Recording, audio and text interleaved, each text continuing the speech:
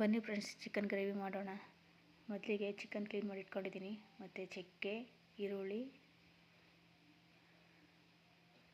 ಮತ್ತು 6ರಿಂದ 7 ಹಸಿಮೆಣಸಿನ್ಕಾಯಿ, ಬೆಳ್ಳುಳ್ಳಿ, ಶುಂಠಿ, ಕೊತ್ತಂಬರಿ ಸೊಪ್ಪು,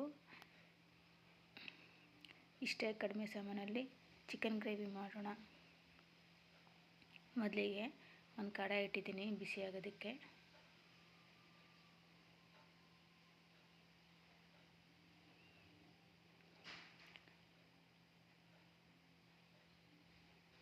ಇವಾಗ ಬಿಸಿಯಾಗಿದೆ. ಇವಾಗ ಸ್ವಲ್ಪ ಎಣ್ಣೆ ಹಾಕ್ತಾಯಿದ್ದೀನಿ. ಎಣ್ಣೆ ಸ್ವಲ್ಪ ಕಾದ ಮೇಲೆ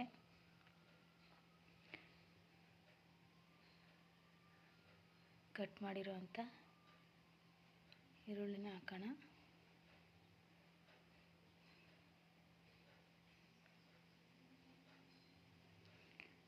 ಈರುಳ್ಳಿ ಹಾಕಿ ಸ್ವಲ್ಪ ಚೆನ್ನಾಗಿ ಬಾಡಿಸ್ಬೇಕು.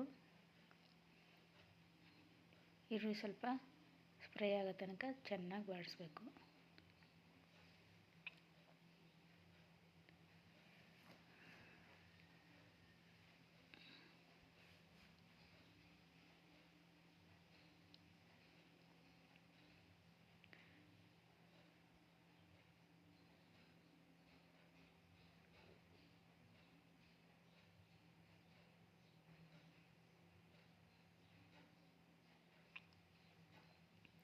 ಅದಾದಮೇಲೆ ಇವಾಗ ಕ್ಲೀನ್ ಮಾಡ್ಕೊಂಡಿರೋಂಥ ಚಿಕನ್ನ ಇಲ್ಲಿ ಇವಾಗ ಹಾಕೋಣ.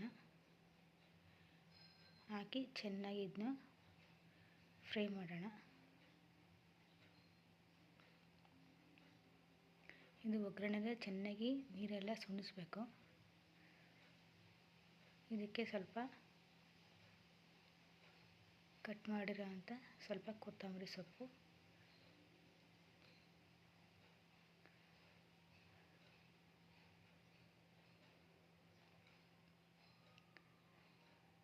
ಕೊತ್ತಂಬರಿ ಸೊಪ್ಪು ಹಾಕಿದ್ಮೇಲೆ ಇದಕ್ಕೆ ಸ್ವಲ್ಪ ಅರಿಶಿನ ಹಾಕಿ, ಇದಕ್ಕೆ ಸ್ವಲ್ಪ ಅರಿಶಿನ ಹಾಕೋಣ.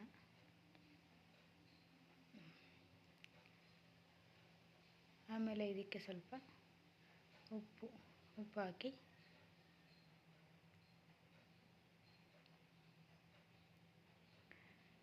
ಇವಾಗ ಚೆನ್ನಾಗಿ ಸ್ವಲ್ಪ ಬಾಡಿಸ್ಬೇಕು. ಇಲ್ಲಿರುವಂಥ ನೀರೆಲ್ಲ ಚೆನ್ನಾಗಿ ಹಿಂಗೋ ತನಕ ಚೆನ್ನಾಗಿ ಬಾಡಿಸ್ಬೇಕು.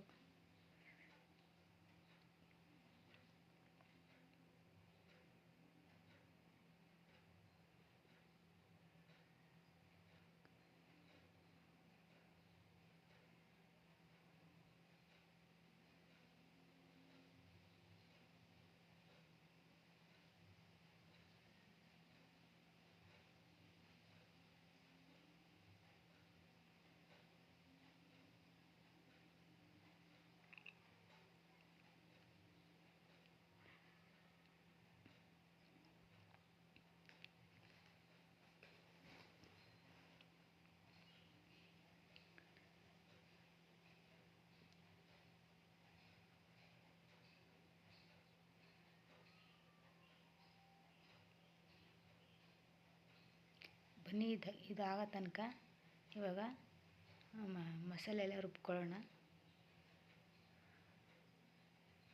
ಇವಾಗ ಒಂದು ಜಾರ್ಗೆ ಬೆಳ್ಳುಳ್ಳಿ, ಹಸಿಮೆಣಸಿನ್ಕಾಯಿ, ಕೊತ್ತಂಬರಿ ಸೊಪ್ಪು, ಚಕ್ಕೆ, ಲವಂಗ, ಆಮೇಲೆ ಶುಂಠಿ ಸ್ವಲ್ಪ ಜಜ್ಜಾಗೋಣ.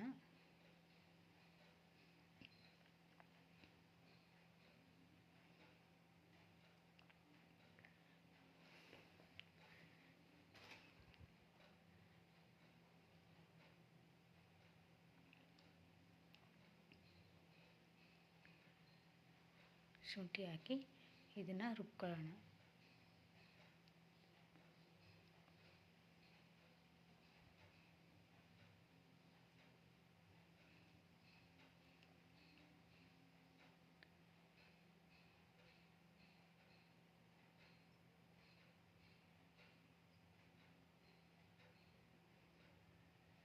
ನೋಡಿ ಇವಾಗ ರುಬ್ಬಾಗಿದೆ.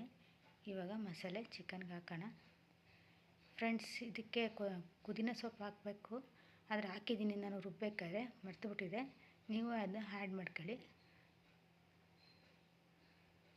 ಇವಾಗ ಮಸಾಲೆ ಹಾಕಿ ಚೆನ್ನಾಗಿ ಮಿಕ್ಸ್ ಮಾಡಬೇಕು ಎಲ್ಲ.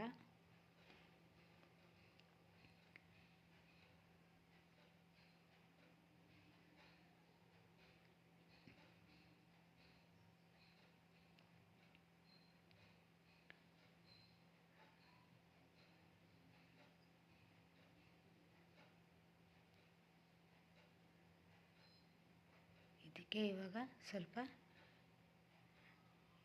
ನೀರು ಹಾಕೋಣ. ತುಂಬ ಹಾಕ್ಬಾರ್ದು, ಸ್ವಲ್ಪ ಹಾಕೋಬೇಕು. ನಮಗೆ ಎಷ್ಟು ಅದಕ್ಕೆ ಬೇಕು ಅಷ್ಟಕ್ಕೆ ಹಾಕೋಬೇಕು.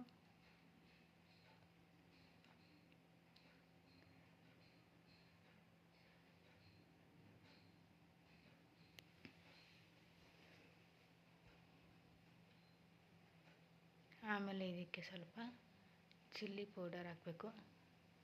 ನಿಮ್ಗೆ ಎಷ್ಟು ಬೇಕು ಖಾರ ಅಷ್ಟಕ್ಕೆ ಹಾಕ್ಕೊಳ್ಳಿ.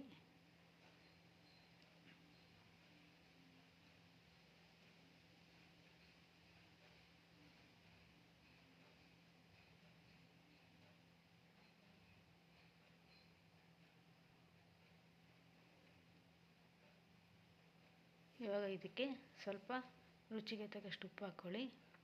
ಆವಾಗಲೂ ಸ್ವಲ್ಪ ಹಾಕಿದ್ದೀವಿ, ನೋಡಿ ಹಾಕ್ಕೊಳ್ಳಿ.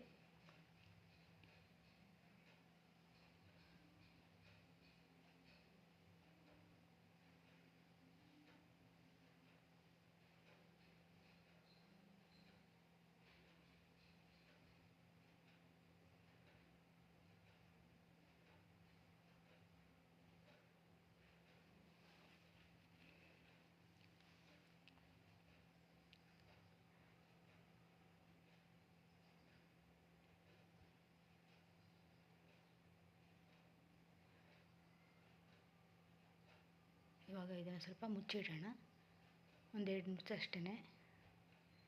ಆಮೇಲೆ ಮತ್ತೆ ಇದನ್ನು ತೆಗ್ದು ಸ್ವಲ್ಪ ಕಸೂರಿ ಮೇಥಿ ಸ್ವಲ್ಪ ಮೇಲ್ಗಡೆ ಹಾಕಿ,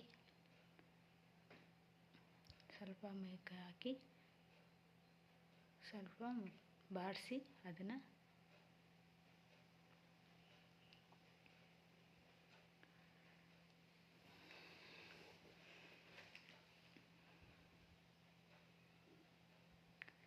ನೋಡಿ. ಇವಾಗ ಗಮ್ ಅಂತ ಇದೆ. ಇವಾಗ ತುಂಬ ಟೇಸ್ಟಿಯಾಗಿರುತ್ತೆ.